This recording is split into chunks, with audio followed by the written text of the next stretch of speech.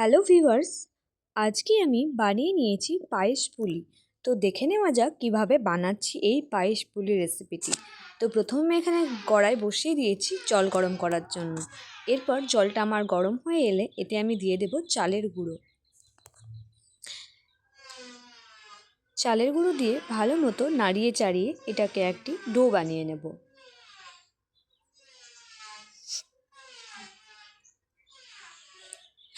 Do বানিয়ে রেখে দেওয়ার পর এখানে আমি গোবিন্দভোগ চালটা একটু ঘি মাখিয়ে নিয়েছি। এটাকে ভালো মতো মাখিয়ে নেওয়ার পর যে ডোটা আমি করতে দিয়েছিলাম চালের গুঁড়োর, সেটাকে ভালো মতো মাখিয়ে একটি ডো করে নেব।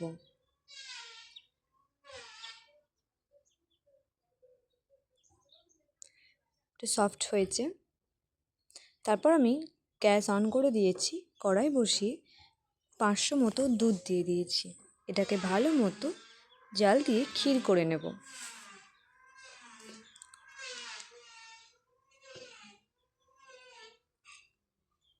এবার যে চালের গুঁড়োটা ছিল ওটাকে অল্প অল্প করে মাখিয়ে নেব। মাখিয়ে নেওয়ার পর এখানে যে চালে ঘি মাখিয়ে রেখেছিলাম, একটা তেজপাতা আর এলাচ দিয়ে চালগুলো দিয়ে দেব। এরপর আমি চালের গুঁড়োটাকে ডো বানিয়ে নিয়েছি দুটো শেপে। এরপর আমি দুধটাকে ফুটিয়ে ক্ষীর করে রেখে দিয়েছি। এটা পুর হিসেবে ব্যবহার করব আমি পিঠের ভেতরে। তো এইভাবে পুরটা আমি রেডি করছি। পিঠেগুলো আমি তৈরি করে নেব।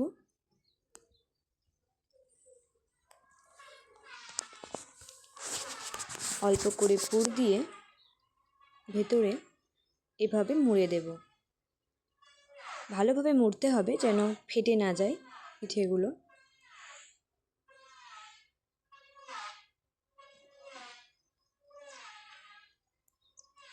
এভাবে বাকিগুলোও আমি করে নেব।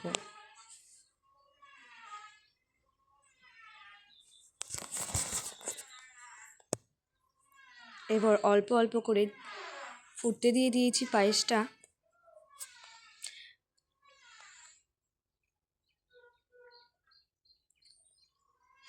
এরপর আমি চিনি দিয়ে দেব পরিমাপ মতো।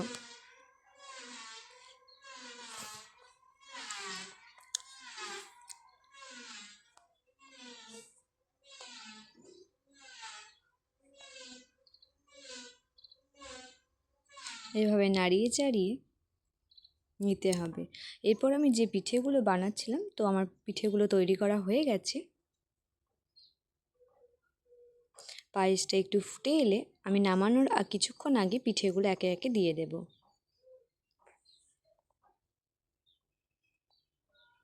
সব পিঠেগুলো আমি দিয়ে দেব।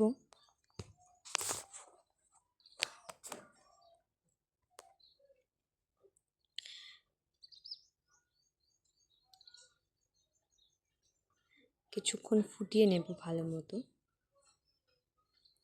এরপর আমার একটু দুধটা মনে হলো যে কম হয়ে এসছে বলে আমি জাল দেওয়া দুধ আর একটু দিয়ে দেব। এভাবে লো ফ্লেমে ফুটতে দিতে হবে কিছুক্ষণ। তো তৈরি হয়ে গেছে আমার পায়েস পুলি। তো কেমন হয়েছে অবশ্যই কমেন্ট বক্সে এসে জানাবেন। ভালো লাগলে লাইক, কমেন্ট, শেয়ার করতে ভুলবেন না। সামান্য গুড়, এখানে নলেন গুড় ছড়িয়ে দেব, তাতে একটু টেস্টটা ভালো হবে।